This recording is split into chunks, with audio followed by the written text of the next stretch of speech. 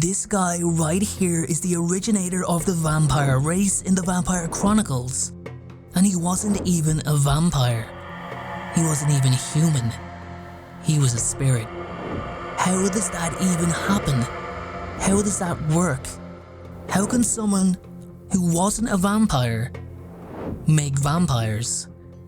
Well, it all comes down to the genius of Anne Rice, and it's all going to be explained in one of the most detailed videos you'll ever see on the creation of the vampire species. I'm a one-man band on this channel. I do all the scripting, the research, the editing, the voiceovers, and I have pulled the books apart in order to properly discuss the history of the spirit Amel, which is essentially the essence of all vampires in existence. So stay with me and let me take you on a journey worth your time. Amel is the source of the vampires' powers. Amel is the source of their bloodlust and their immortality. Amel's story is rather unusual. We were initially given some insight into his origins in Memnoch the Devil, but that was then completely changed by the time Prince Lestat and the Realms of Atlantis came out. In today's video, we're going to look at the two different stories of the spirit's origins that were merged into one. We'll take a deep dive into it all. If you're an avid Vampire Chronicles fan who really wants to discover the real history of where vampires truly come from, then this is definitely the video for you. So join me and let's take a look.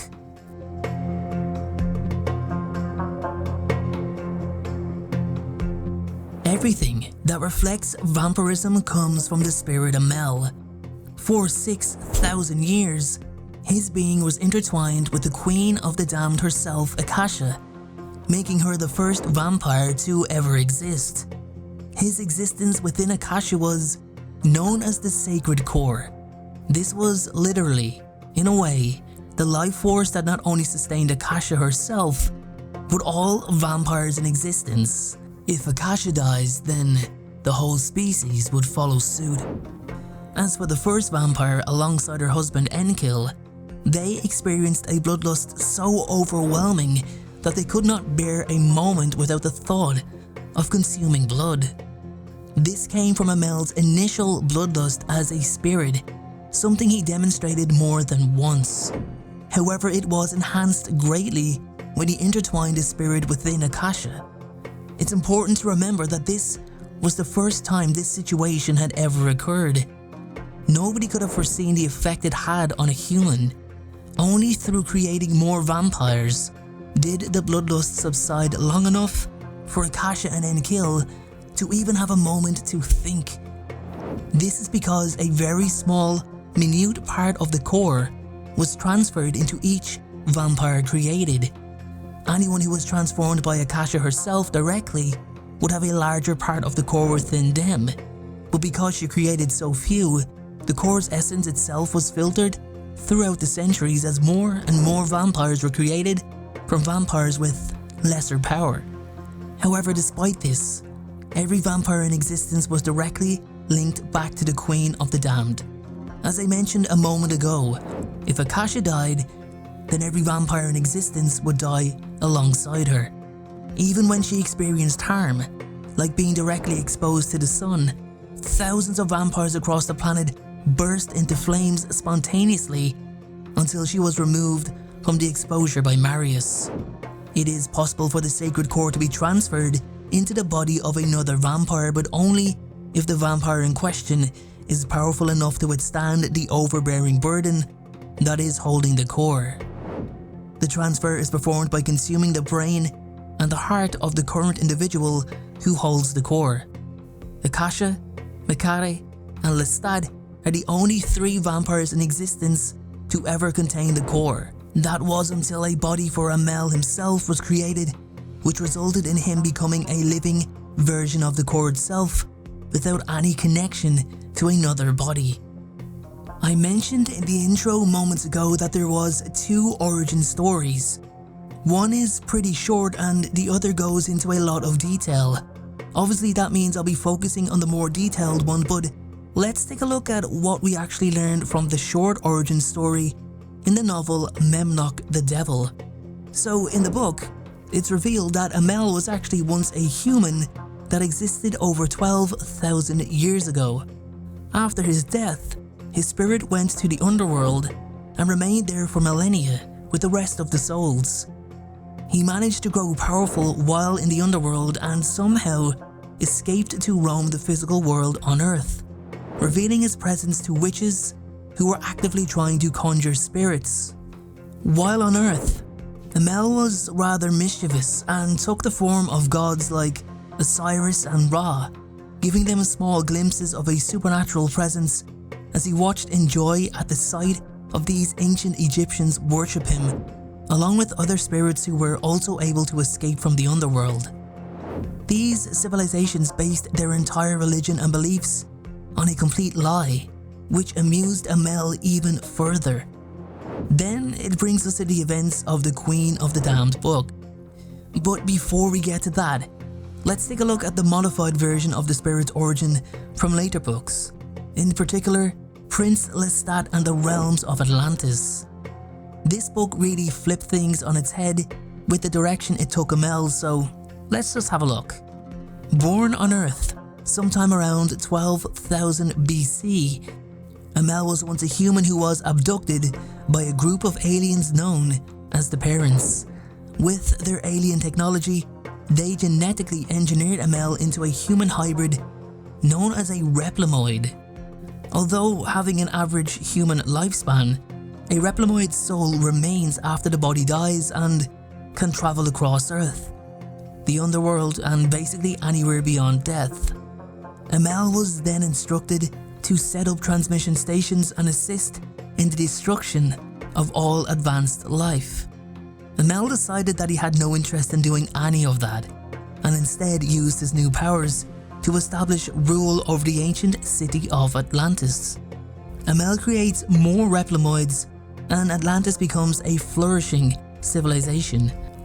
However, the city suffers a terrible disaster after the misuse of their supernatural powers, resulting in its total destruction and the death of Amel and many others. This is how Amel ends up roaming the earth in spirit form, due to his hybrid form not allowing his spirit to truly die. So as you can see, there's two different origin stories that lead us to Amel's situation in the Queen of the Damned. Let me know in the comment section which one you prefer. But anyway, let's move on. Sometime around 6,000 BC, Amel responded to the red-haired witch twins' channeling of the spirits. Maharet and Nakare were able to communicate with Amel and other entities of a lesser but still known presence. Amel was a very boastful spirit from events of his human life and made his ability of interacting with the physical world known to the twins. After they dismissed his claims, Amel inflicted tiny puncture wounds on the bodies that resulted in them demanding that he leave them alone. Before he did, he warned them that they would one day need to call upon him. And after Makare and Maharet were taken before Akasha and Enkil's court, they were ordered to perform their magic so they could prove their ability to the queen. Akasha was adamant that it was lies and that the true gods were the ones she and her people worshipped. Like Amel said, the twins called upon him and he appeared, proving the twins right and embarrassing Akasha. Because of this, the twins were released, but not without consequence for throwing everything the Commetans believed into complete doubt. Cayman, the royal guard, was instructed to sexually assault both twins in court for the public to witness. Amel was furious at the treatment of the twins, and his own form of punishment began with tormenting Akasha, Enkil and Cayman daily. He never stopped this torment. He never needed to. He was a spirit.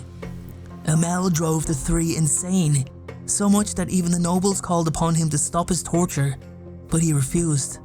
Enkil believed he could tame Amel, and he and Akasha went to confront him over his behaviour. They were, however, attacked and stabbed by opposers of their rule, who were waiting on the opportunity to do so. As Akasha lay dying, Amel witnessed her soul leaving her body. He immediately snatched Akasha's soul and intertwined his own spirit with it before re-entering Akasha's body, healing her wounds and giving rise to the first vampire in existence. Akasha then turned a dying Enkill and drained him of his blood, replacing it with hers, transferring Amel's essence into him, making him a vampire like her. With Amel's essence intertwined with her own, Akasha became the Queen of the Damned. Amel was always content with Akasha holding the sacred core, regardless of her actions or how she behaved. She was the first host and the only host he wanted for eternity. After Akasha's death, Makari then became the new core's host, and it proved to be a burden on her. Amel was never truly happy over this transition and eventually sought upon a replacement himself. Due to the fact that it was his essence that was connected to all vampires in existence, he had the power alone to communicate with each and every one of them, like a hive mind. He began instructing older vampires to kill younger ones and, in an effort to find a new host, instructed Roshamandez to destroy both Maharet and Makari so that he would then become the new bearer of the core. Roshamandez manages to kill Maharet and holds Makari captive, taking her before the vampire court. Outnumbered after underestimating the court's sheer power, he surrenders Makari to Lestat, who willingly gives her life to him in order to transfer the core to the latter. Amel is overwhelmed with joy as Lestat becomes the core's new host, something he had hoped for if it was not going to be Roshamandez. However, Amel began growing more frustrated in time as he resides in Lestat's body and tried to take it over and bend it to his will. He wanted to be more than just the sacred core. He wanted to return to life. In Prince Lestat and the Realms of Atlantis, it is revealed that a species known as the Replomoids, who I mentioned earlier, had been discovered by the vampires. When the two species came together to discuss their common ground, it is revealed that they knew Amel in the city of Atlantis. It is described that Amel was a human turned Replomoid by the Bravenians and sent back to Earth where he established Atlantis. Upon learning this, the Replomoids work with the vampires to disconnect them from the sacred core, while also removing Amel from Lestat and giving him his own body, making him a Replomoid once again. This was a huge turning point in the future of the vampire race and for Amel, who could once walk the earth again. There you have it, everyone. That is my full, detailed video on the story of Amel, the Sacred Core. If you like this, then make sure to give the video a like, or why don't you take a look at the life of Akasha by clicking the card right here, or you can check out the life of Marius Theramanus by clicking the card here on the right. Continue your journey, and I'll see you soon.